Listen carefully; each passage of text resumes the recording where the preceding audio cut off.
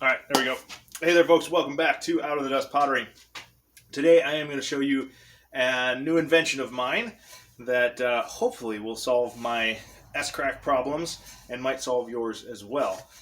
In the next few months, keep your eye out. Hopefully I will have these for sale. But right now I'm going to show you how I make them and what my prototype is, and feel free to make your own. So it's a simple enough product that obviously if you see it, you can figure out how to make your own. But I'm going to show you how I do it, and hopefully that will help you. So I have struggled with S-cracks. I think every potter that has ever potted has struggled with S-cracks. And S-cracks are little cracks that form in the bottom of a pot that you throw on the wheel, and they happen because the bottom of the pot often will dry last, and so the outside has been constrained as it shrunk, and then it hardened, and then that inside material at the bottom of the pot is going to want to shrink as well when that eventually dries. But since the outside is already solid, it ends up putting that bottom into tension, and you get these little cracks that tend to be S-shaped. They're not always S-shaped, but that's where the term S-cracks come from. The one thing in all of my years of making pottery that I found was just an absolute guarantee, well, not perfect guarantee, but very close to perfect guarantee for avoiding S-cracks was the use of plaster bats. Now, the plaster absorbs water, and absorbs water very quickly, and it will absorb water from the clay. And so ultimately what happens when you make pottery on a plaster bat is you're actually drying the bottom first. So you kind of flash dry that bottom, and that then when the rest of the pot dries, instead of putting that bottom in tension, it actually puts the bottom into compression. And you don't get S-cracks, obviously, when you're in compression. So that was great, solved my problem, and when I was making a handful of pieces here and there for friends and family, the fact that this is that plaster bat was not a problem.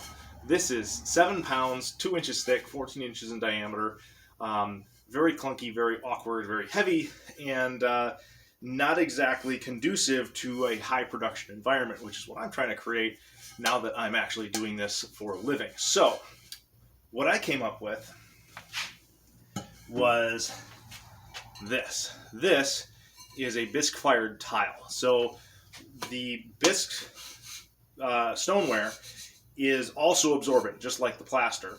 It's a little bit more durable, I believe. I haven't really done any testing on it, but it seems more durable, and it's also actually cheaper at the end of the day because I'm already buying clay and by the ton, so this is cheaper than plaster, and should last longer, and it's thinner, and has all the properties that I need to prevent S-cracks. So what I came up with is a way to use this as a bat. So this is a hexagonal tile, and this is the chuck that I developed for it. This is made from stuff I just happen to have lying around, so when I get around to selling these, they will not look like this. They will look much nicer. So this is just a standard plastic bat. This is the type with the ribs on the back to make it lighter. And all I did was I glued 3 pegs around the outside, and the way that works is you set the tile down in and then rotate it, and it'll lock in.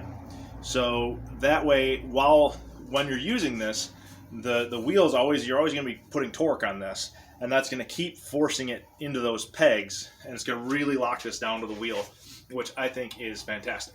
And it helps for getting, if you want to realign it again later, you get a good, nice, solid lockup, and it doesn't bounce around at all. So I also have this.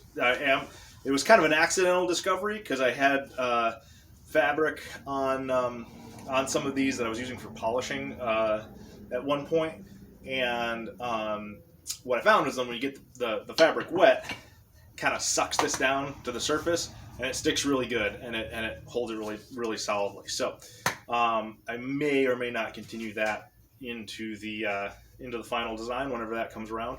But I'm going to show you how to make these hexagonal tiles.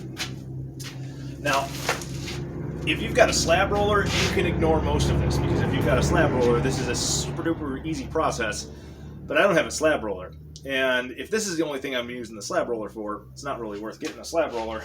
But I'm going to show you how to do this without a slab roller. So what you're going to need is a piece of fabric. So this is just random scrap fabric that I had around the house. I think my wife used it at one point to make quilts. This was some extra. And then you will need a uniform cross-section rolling pin of some sort. This is a fondant roller that I got from, I think it was Walmart a while back, but you can use a piece of wooden dowel or something like that.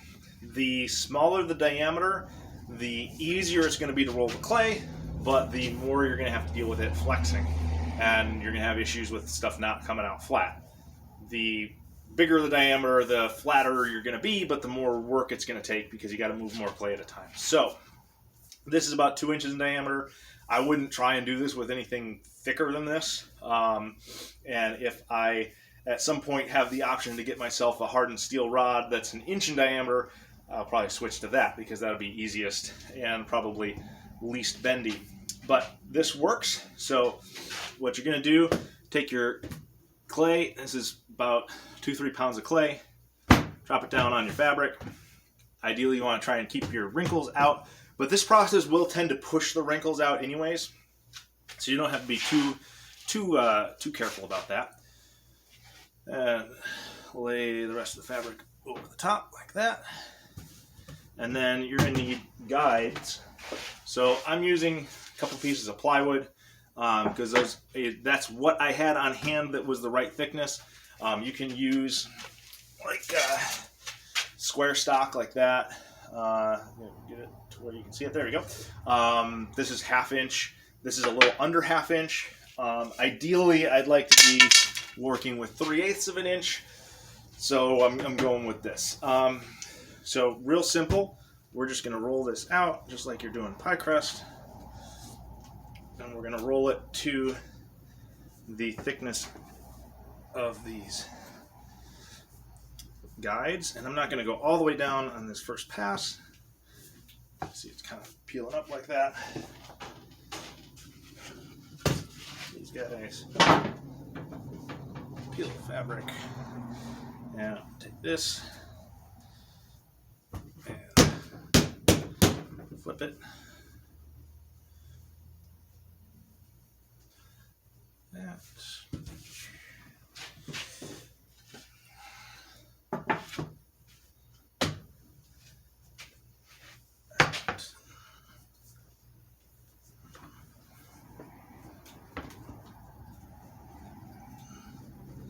Okay. So you're going for a circle that is, maybe 1/2 inch bigger than the corner to corner dimensions of your hexagonal tile.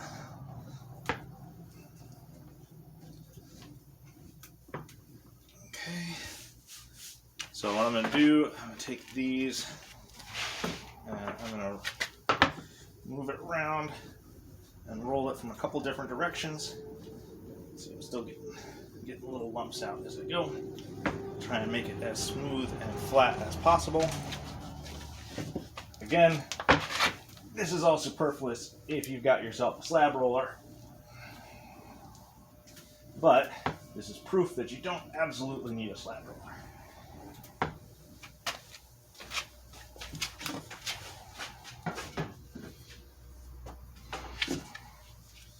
Alright, so then we're going to peel back our fabric, revealing our nice, smooth, flat slab.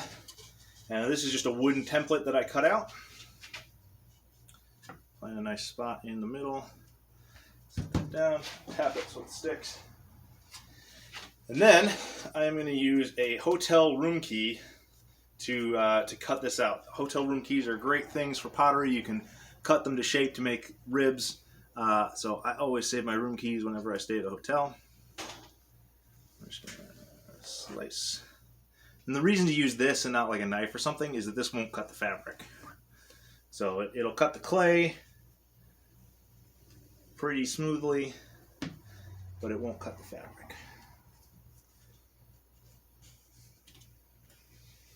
And you don't want to have to be like trying to transfer the slab to a surface that you can cut on. And all that. So those cuts, peel off the excess.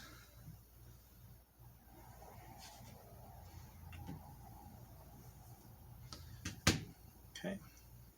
I'll reuse that later. And then I'm just going to pick it up by the fabric a little bit, get my hand under, flip it over, peel the fabric back. Then I'm going to grab that plaster bat that I've got. You don't have to use plaster bats for this, but something flat and absorbent is what you want. A piece of drywall works great, or another piece of wood, but wood will tend to warp as it absorbs water. So if you got a sheet of drywall, it's a good thing to use. So I'm going to use plaster bats because that's what I've got. And so we're just going to there, flip it over, peel off our template, and there you go.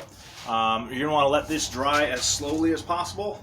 Take 2-3 days if you can, and flip the tile over frequently, and that'll help make sure that it dries evenly and it doesn't crack or warp as it dries. So when those are bone dry, we're going to bisque fire them to 1900 degrees, and we will have nice bisqued tile bats for making our pots on, which will be much more efficient than our giant plaster bats and still prevent S-cracks. So thank you, and I'll see you later.